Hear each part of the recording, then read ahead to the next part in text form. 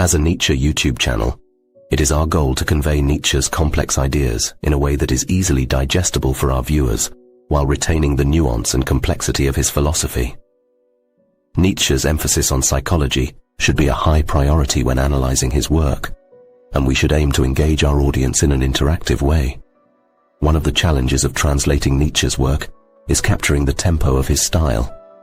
The tempo of a language is based on the character of the race and the average tempo of assimilation of its nutriment.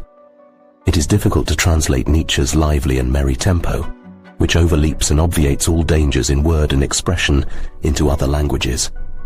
Germans, for example, are almost incapacitated for presto in their language, which makes many of the most delightful and daring nuances of free-spirited thought untranslatable.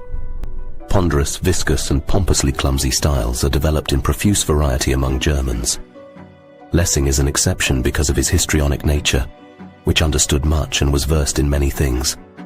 He loved free-spiritism in the tempo and flight out of Germany. Nietzsche believed that the most transfiguring complementary genius of Hellenism was Aristophanes, who had the feet of the wind, the rush, the breath, the emancipating scorn of a wind.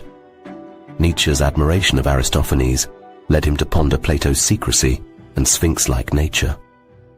Under the pillow of Plato's deathbed, no Bible, Egyptian, Pythagorean or Platonic work was found, but a book of Aristophanes.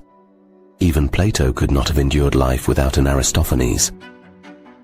To summarize, translating Nietzsche's work is challenging, especially when trying to capture the tempo of his style. However, understanding the nuances of his free-spirited thought and his emphasis on psychology is crucial in interpreting his work.